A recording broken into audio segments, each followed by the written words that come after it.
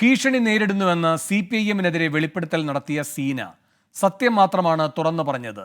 തൊഴിൽ വരെ നഷ്ടപ്പെടുമെന്ന നിലയുണ്ട്. എപ്പോൾ വേണമെങ്കിലും ആക്രമിക്കപ്പെട്ടേക്കാമെന്നും ഭയന്ന് പിന്മാറില്ല എന്നും സീന പ്രതികരിച്ചു. അപ്പൊ അമ്മേന്റെ അടുത്ത് പറഞ്ഞു, നിങ്ങള് മോളോടൊന്ന് പറയണം എന്ന് പറഞ്ഞിട്ടുണ്ടായിരുന്നു. അപ്പൊ അമ്മ പറഞ്ഞു, അവള് ഞാൻ പറഞ്ഞ അനുസരിക്കില്ല എന്ന് പറഞ്ഞിട്ടുണ്ടായിരുന്നു. അപ്പൊ അവര് പറഞ്ഞു എന്റെ സിസ്റ്ററും അതേപോലെ തന്നെയാണ്, പറഞ്ഞ അനുസരിക്കില്ല, എന്നാ ശരി എന്ന് പറഞ്ഞ് പോയി. 39 വയസ്സുവരെയും ജീവിച്ചില്ലേ. ഇനിയിപ്പോ സത്യം പറഞ്ഞിട്ട് മരിക്കാനാണെങ്കിൽ അത് സന്തോഷത്തോടുകൂടി സ്വീകരിക്കാണ്. പക്ഷെ ഞാനാണ് പറഞ്ഞത്, അതിനുവേണ്ടി എന്റെ വീട്ടുകാർ ആക്രമിക്കപ്പെട്ടതെന്ന് മാത്രമേ ഉള്ളൂ. കാരണം ഇവര് സ്കെച്ച് ഇട്ട് കഴിഞ്ഞാൽ പിന്നെ അയാള് എപ്പ ഇന്നല്ലേ നാളെ അല്ലെങ്കിൽ എങ്ങനെയാണ് അവർക്ക് മരണം ഉറപ്പാണല്ലോ. ഞാൻ ഇത്രയും വർഷം അവിടെ ജീവിച്ചൊരു വ്യക്തിയായത് കാരണം എനിക്കറിയാലോ എന്താ സംഭവിക്കാം. ഞാൻ പറഞ്ഞത് എനിക്ക് വേണ്ടിയില്ല, അവിടെ കുഞ്ഞു മക്കളുണ്ട്, നാട്ടാണ്. ഇവര് എവിടെ ഏത് സ്ഥലത്ത് എവിടെ ഇതാക്കിയെന്ന് അറിയത്തില്ലല്ലോ. എന്നാൽ എനിക്ക് കാശിന് വേണ്ടിയിട്ടോ പണത്തിന് വേണ്ടിയിട്ടോ ഒന്നുമില്ല. ജോലി പോലും നഷ്ടപ്പെടുന്ന രീതിയിലേക്കാണ് കാര്യങ്ങൾ പോണത്. കണ്ണൂർ എരഞ്ഞോളിയിൽ കൊല്ലപ്പെട്ട വേലായുധന്റെ അയൽവാസിയാണ് സീന. കണ്ണൂരിൽ നിന്ന് സജോ ദേവസ്യ കൂടുതൽ വിവരങ്ങളുമായി ചേരുന്നു. സജോ, എന്തൊക്കെ തരത്തിലുള്ള ഭീഷണി ഉണ്ട് എന്നാണ് സീന പറയുന്നത്?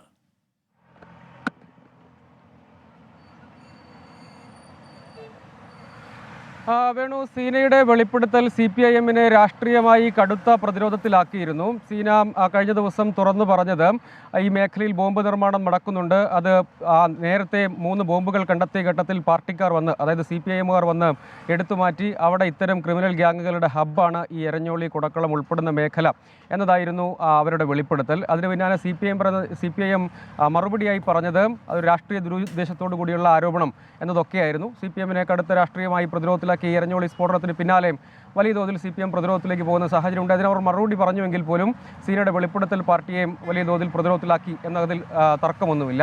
അതിന് പിന്നാലെയാണ് ഭീഷണി പറയുന്നത്.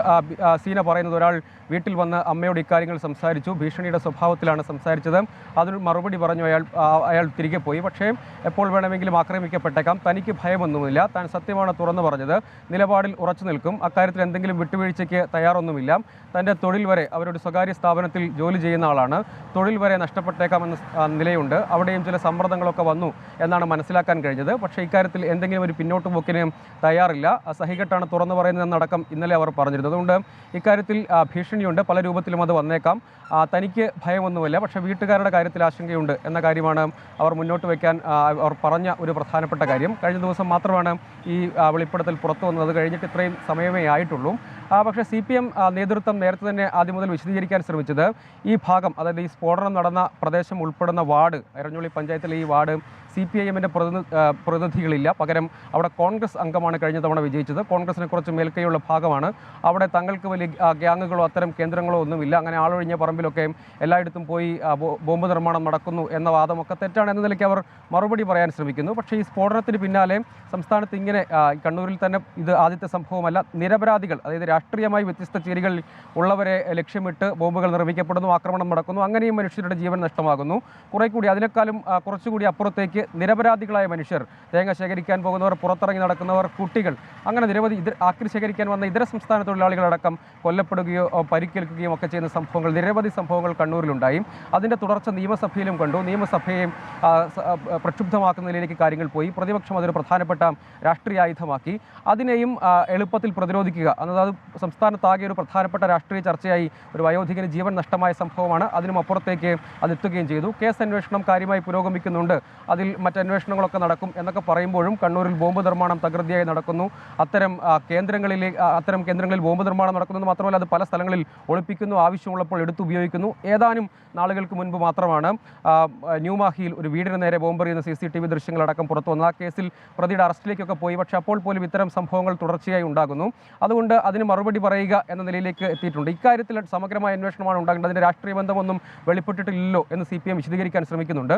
പക്ഷേ ഇത്തരം തുറന്നു പറച്ചിലുകൾ നടത്തുന്നവർക്ക് സ്വതന്ത്രമായി നടക്കാൻ പിന്നീട് സാഹചര്യമില്ലാതെ വരുന്ന ഒരു നിലയിലേക്ക് കാര്യങ്ങൾ പോകുന്നുണ്ടോ എന്നതടക്കമുള്ള ചോദ്യങ്ങളുണ്ട്. ഇക്കാര്യത്തിൽ സീന പറയുന്നത്, താൻ എന്തെങ്കിലും ഒരു ഇതുവരെ പറഞ്ഞത് സത്യസന്ധമായി തുറന്നു പറഞ്ഞതാണ്. ആ പ്രദേശവാസി എന്ന നിലയിൽ, അവിടെ ജനിച്ചു വളർന്ന ആളെന്നുള്ള നിലയിൽ, ഇതിനെക്കുറിച്ച് ധാരണയുള്ള ആളെന്ന നിലയിൽ തുറന്നു പറയുകയാണ്. പലപ്പോഴും ഇങ്ങനെ തുറന്നു പറയാൻ ആരും ധൈര്യപ്പെടാറില്ല. അതിനുശേഷം വരുന്ന ഒറ്റപ്പെടുത്തലുകൾ, അതിനുശേഷം ഉണ്ടാകുന്ന ഭീഷണി, ആക്രമിക്കപ്പെട്ടേക്കാമെന്ന ഭയം, അല്ലെങ്കിൽ അവർ ഒറ്റപ്പെടുത്തും, പല രീതിയിലുള്ള അതിക്രമങ്ങൾ ഉണ്ടാകും. അത് ഭയന്നാണ് ആരും തുറന്നു പറയാതിരിക്കുന്നത്. പക്ഷേ എന്തിനു താൻ തുറന്നു പറയാതിരിക്കണം?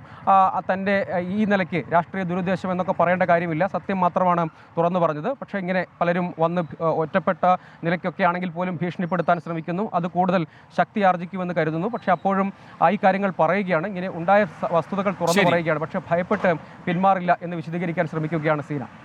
കണ്ണൂരിൽ നിന്ന് സജോ ദേവസ്യാണ് വിശദാംശങ്ങൾ നൽകിയത്.